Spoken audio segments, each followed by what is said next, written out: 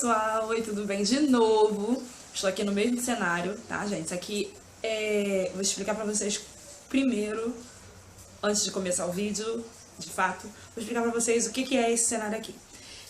Eu tinha muita vontade há muito tempo de fazer um mini deck na minha varanda. Eu ainda não fiz, mas eu já estou fazendo o jardim suspenso que eu queria. Mas não é um jardim suspenso de verdade, é um jardim suspenso fake com plantas decorativas e artificiais, porque eu não sei cuidar de plantinhas. Bem, isso aqui foi um estrado da minha cama. Eu ia mostrar pra vocês no vídeo que eu tinha começado a gravar, mas não terminei, um vlog, que a minha cama rachou e a gente foi obrigada a desmontar. E eu estou sem cama, eu estou somente com o meu colchão, e a gente foi obrigado a rachar, a desmontar a cama, e me sobrou esse estrado aqui. Como esse estrado me lembra muito o pallet, é tipo um pallet, né? Esse estrado aqui, ele ainda estava bem conservado. Como nós não pretendemos mais comprar cama, vamos comprar uma cama box, esse estrado aqui ia ficar meio que jogado pelos cantos. Então eu arranjei logo uma utilidade para ele e estou montando. Vai, meu filho. Meu filho tá pedindo para beber água, olha. Ele sabe onde fica a água e tá pedindo para ir beber água, mas tudo bem. Então eu tô montando aqui esse jardim suspenso de plantas fakes. Eu ainda vou encher isso aqui de plantinha ainda, mas não, eu não pretendo fazer um jardim de verdade, porque a única planta que eu tenho pra cuidar é essa daqui, essa árvore aqui, que eu às vezes esqueço de regar, e embora seja meu xodó. Então, gente, é só pra explicar esse cenário. Isso aqui é na minha varanda, tá? Eu tô de casaco, porque nós estamos no começo dos dias frios de outono, que já tipo assim, já deu uma virada, né, no tempo. Já entrou logo o frio do inverno. De repente o inverno ainda vai ser pior. Ou não, né? O inverno pode ser que seja calorento, né? Não sei o que esperar, mas eu estou adorando. Eu tô aqui, meus pezinhos estão congelados porque eu tô sem meia, tô sem sapato. Eu acho que eu vou até colocar um chinelo aqui pra poder esquentar o pé. E estou aqui para gravar, gente, uma tag, que é uma tag que vocês já conhecem, mas, desculpa, que vocês conhecem de outra forma. Mas eu vou gravar ela no estilo maternal. Deixa eu ajeitar aqui. De ser. Aonde foi que eu vi essa tag? No canal da Paloma. Esse vídeo é recente delas. E agora eu estou seguindo o trio. Paloma, Samantha e Juliana. Eu estou seguindo o trio porque eu me amarrei no canal delas, um canal bem, assim, relax de maternidade. É uma maternidade, assim, que eu sonho pra mim, uma maternidade, assim, bem, como é que eu posso dizer? Bem jovem, bem jovem. A minha maternidade, meu conceito de maternidade é um conceito meio antigo. Então eu gosto de assisti-las pra ter um pouquinho da jovialidade que elas têm, da maneira que elas têm de encarar a maternidade. E elas resolveram gravar essa tag, elas modificaram essa tag, que é a tag O Que Você Prefere, que é uma tag que fala sobre make, um universo mais feminino, e elas modificaram. E eu tô aqui pra gravar essa tag, eu tenho também os meus conceitos sobre maternidade, sobre tudo que elas falaram ali, eu tenho vários pensamentos formados e eu queria deixar também gravado. Paloma, um beijo pra você, eu te adoro, te sigo já há um tempão já. Ju, também já te sigo há um tempão. Você já deve ter visto alguns dos comentários meus, inclusive você já até respondeu alguns. E Samantha, cara, se eu tivesse te conhecido antes, tivesse visto mais nos vídeos das meninas, eu teria te seguido há mais tempo. Adorei e estou já te seguindo. Só resta eu seguir vocês no Instagram, que eu acho que eu não sigo todas. Não sei. Mas eu vou me atualizar. Bem, vamos lá, gente. Vamos para responder a tag, né? Que é isso que interessa. Vamos lá, a primeira pergunta. O que você prefere, lenço umedecido ou algodão com água? Bem, eu sou uma mãe que tem um pensamento meio antigo em relação a algumas coisas, mas que penso bem prático. Eu sempre fui adepta do lenço umedecido, embora eu também tenha me surpreendido com alguns materiais quando eu tive meus filhos, e alguns não corresponderam à expectativa, alguns eram melecados demais, mesmo assim eu continuava preferindo o lenço umedecido. O dia que faltasse lenço umedecido na bolsinha das crianças, para mim era um suplício, porque nada limpa melhor e nada quebra um galho, um senhor galho, do que lenço umedecido. Algodão com água nunca foi opção para mim. Eu nem sabia para que servia as garrafas térmicas quando eu via essas garrafinhas nas fotos de quartinhos infantis, quartinho de bebê recém-nascido. Eu nunca entendi. A segunda pergunta, papinha ou BLW? Primeiro, como eu disse, eu sou uma mãe antiga, embora eu tenha só alguns poucos anos de idade, eu tenho apenas 33 anos de idade, eu sempre fui adepta da papinha. Embora nunca também estudei para saber e entender o processo de papinha, como que se fazia papinha, eu fui bem que no susto. E acho que utilizei um pouco do BLW, embora nunca também soubesse. Para mim, BLW é uma novidade que eu conheci no canal da Ela Diniz. Ela Diniz? É da Ela Diniz, eu acho. É assim. Eu conheci no canal dela, ela apresentou o BLW e eu fiquei curiosa para saber o que era o BLW. E o BLW nada mais é do que dar comida inteira na mão das crianças para elas comerem. Então eu fazia isso, mas eu fazia apenas com frutas. E pra mim, papinha ou BLW, eu nunca tive assim uma preferência. Eu fazia papinha quando eles eram bebês, por ser mais rápida, mais prática.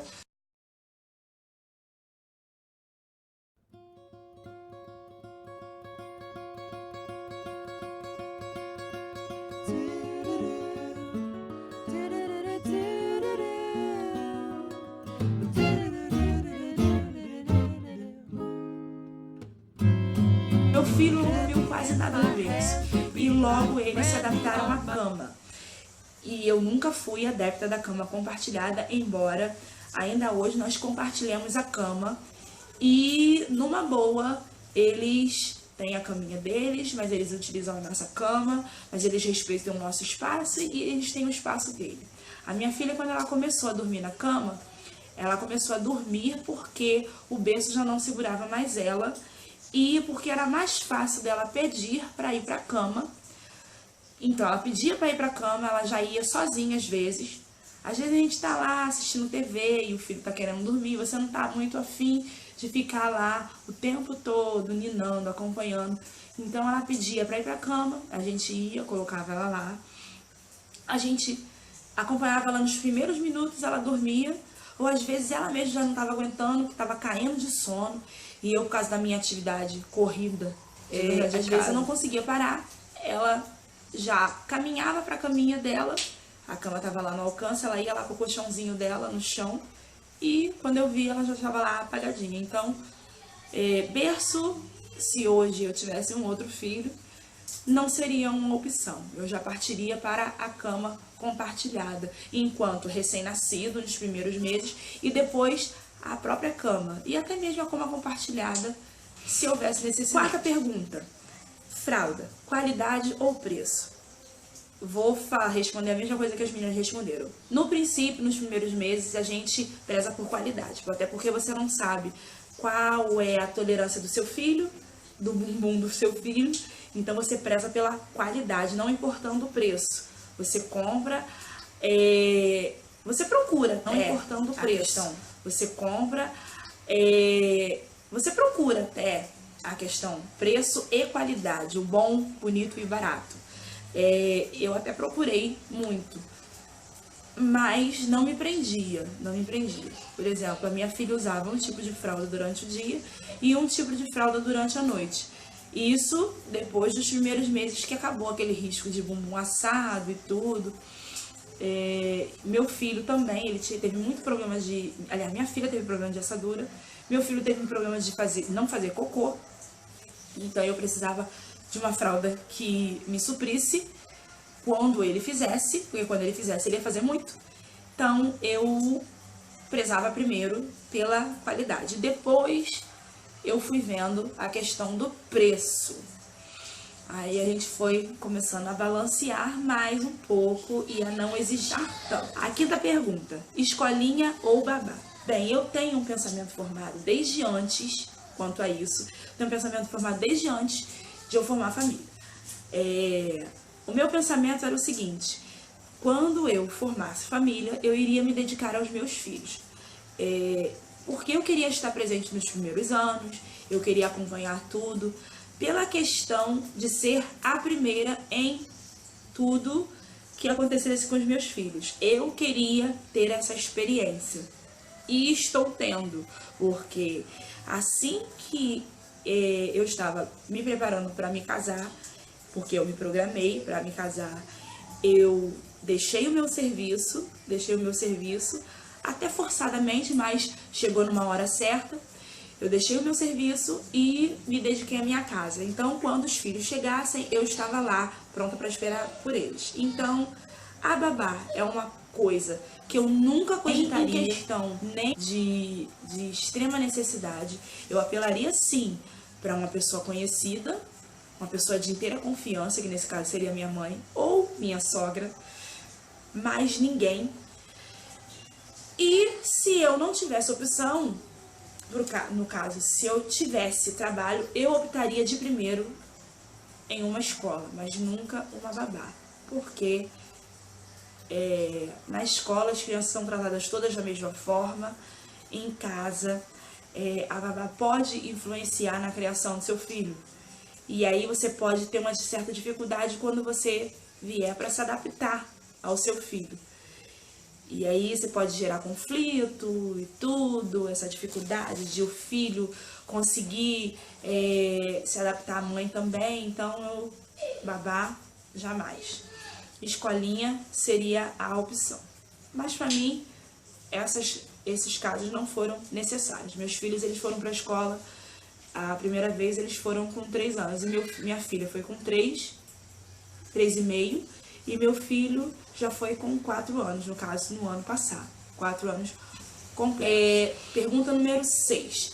Trabalhar fora ou ficar em casa? Também é uma coisa que eu tenho assim na minha cabeça já, muito pré-definida, muito antes de me casar, de pensar em ter filhos.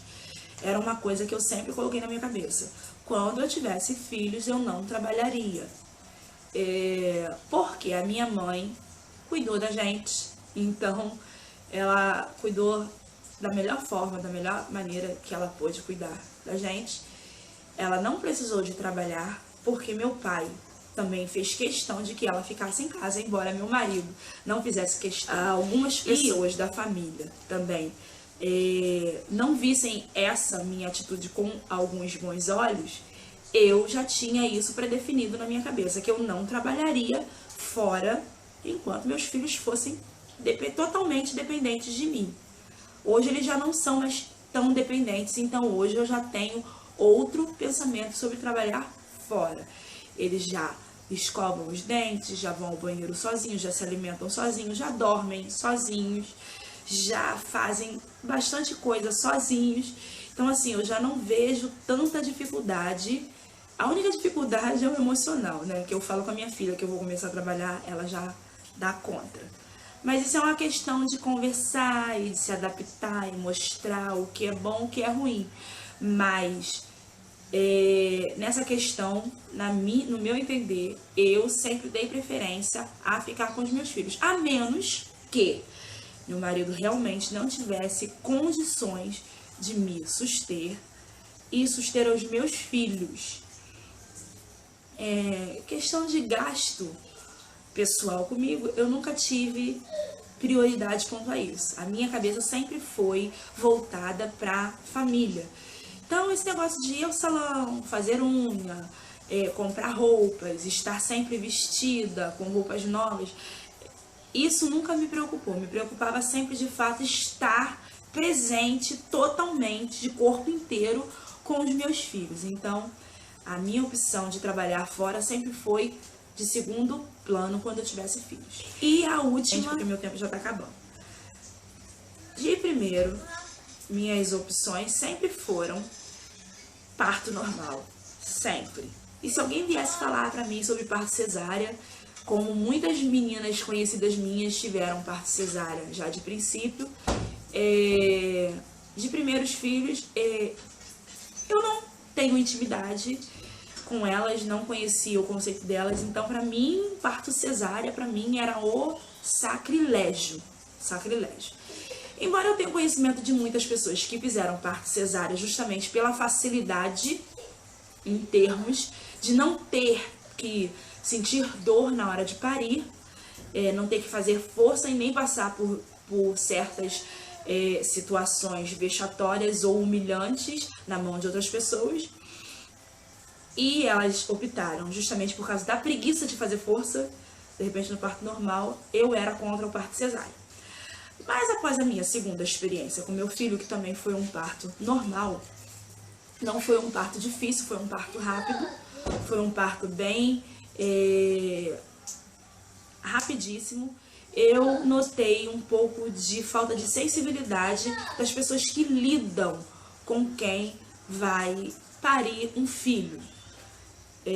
Parir não é uma coisa tranquila, não é uma coisa fácil, você depende das pessoas que estão ao seu redor, você está totalmente dependente das pessoas que estão ao seu redor. Bem, gente, como eu disse, eu estava totalmente dependente e não é uma coisa legal.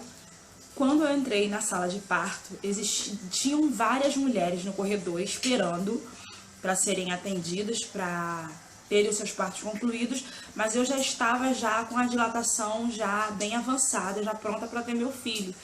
E eu digo isso porque... Por que eu falo da falta de sensibilidade? Porque dentro da sala tinha uma mulher, eu não sei se era técnica de enfermagem, não sei o que ela era, estava fazendo anotação, e ela falava assim, totalmente fria, de uma forma fria, como se a gente estivesse ali ocupando o tempo dela, como se estivesse dando dor de cabeça para ela, e ela me perguntava coisas que eu não estava em condição de responder, porque eu estava sentindo muita dor.